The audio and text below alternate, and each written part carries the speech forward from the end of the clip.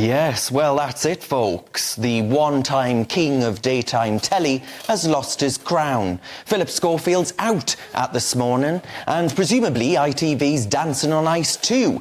He'll join Gordon the Gopher in TV retirement.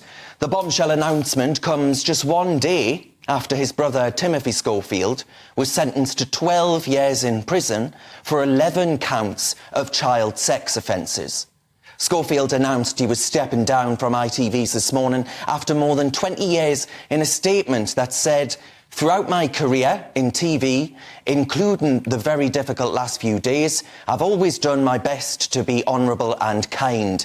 I understand that ITV has decided the current situation can't go on, and I want to do what I can to protect the show that I love.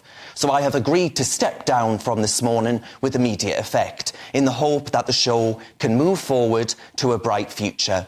I'd like to thank everyone who has supported me, especially this morning's amazing viewers, and I'll see you all for the Soap Awards next month." Now, of course, Schofield and Willoughby were said to be the best of friends, inseparable. But in recent weeks, their on-screen chemistry has looked about as comfortable as a Jeremy Paxman interview. It's been frostier than a pack of frosties in a freezer. It's been as tortured as a trip to the Guantanamo Bay. There was more animation from a robot that they had on the show last week than this TV duo. You see, Schofield, folks, is so bad that even the lovies didn't stand by him. No one came out to support him. No one has defended him. Oliver Dowden, the Deputy Prime Minister, standing in for Rishi Sunak at Prime Minister's Questions this week, described Sir Keir Starmer and his Deputy Angela Rayner as the Phil and Holly of British politics. All lovey-dovey on the surface, they turn it on for the cameras, but as soon as they're off, it's a different story. They're at each other's throats. Brutal, but pretty accurate. So why is it taking Schofield so long, you might ask? Word has it that some at ITV are especially jubilant about Schofield's departure. If you ask me, he's put Holly Willoughby through an awkward psychodrama that was clearly untenable and impossible to defend. Schofield and his on-screen wife faced criticism in September last year over claims that they skipped the queue for our late Queen's lying in state while attending as media members to film a segment for This Morning. So what on earth was Willoughby meant to say when it was revealed that Phillip Schofield's brother told the TV host of sexual acts with a child? In my view, this was all inevitable. ITV had to part ways with their silver sofa star and call it quits after viewing figures began to tank. But let's see what the panel think. Is this the end of the story? Is there more to come out? Will we ever know? And will ITV staffers be keeping quiet? Let me know what you think as well. gbviews@gbnews.uk. Benjamin, you were quite a fan of Phillip Schofield. Do you think this is going to harm his reputation? Well, look, I think having to leave your flagship programme of over 20 years clearly isn't going to be great news. And you read out the statement. You know, it doesn't say, I decided to end it, I decided to move on. It says, they said it couldn't go along. So clearly he has been pushed out, not chosen to go. But look, when he came out as gay, maybe 2 years ago now, on that sofa, I thought that was a really powerful moment. You know, we sometimes forget, and it's a slightly different topic, but there are a lot of people in this country who are in their 50s, 60s, 70s, 80s, 90s, who've never told anyone they're gay, and I thought he was a great bastion for that. And I'm sorry, but I think there's a level of homophobia in the vengeance shown towards him, in the vitriol shown towards Phillip Schofield. Emily, do you accept that? Do you think it's laced with homophobia, the criticism and...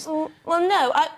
I mean, I'm racking my mind now to think back to when he announced that he was gay on television, because I remember at the time thinking of his poor wife. He got married to her in 1993. He was with her for all that time. I felt, you know, it's pretty harsh to find out that your husband has been living a double life or has had these feelings for all of these many years. You don't just wake up one day and become gay. Yes, of course, it can be a struggle to come out, but many people in the media and in showbiz have come out. There are many openly homosexual people in the media Where? and showbiz. I mean, let's look at our panel right here. I mean, you know, it's hard.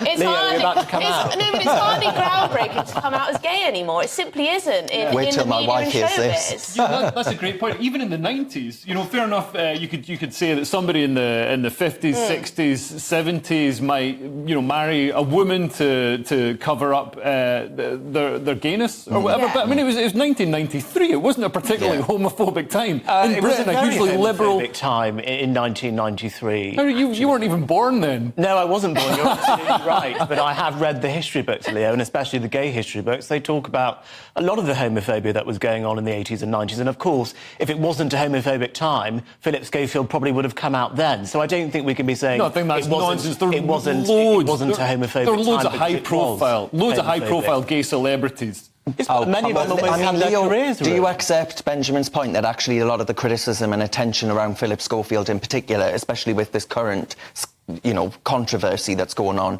in the background, is actually laced in homophobia? No, not at all. And I think actually this could be a great career booster for Phillip, because I know the BBC are looking for somebody to present Top of the Pops. Yes, well, I used to love that programme. I have to be honest. You know, you're Leo Clueless, right? If you think Leo Clueless? If you what think- sort of an attempt at a nickname is that, Benjamin Butterworth? Leo. I mean, It's an act- you're literally named as a nickname, and you're trying to give me one. right. No, the truth is, I think that's complete nonsense. You know, in the 1990s, it was illegal to be gay and work in the civil service. It was illegal to be gay and work in the armed forces. You know, even George Michael hadn't come out in 1993, mate. So but I think Anyway, he everybody came out on knew. TV, and it turned out that his wife had been obviously. And we've messing all around. said, It's sad. well, there's it's not a something surprise. to celebrate. Not. It's quite sad, the It situation was. for their family.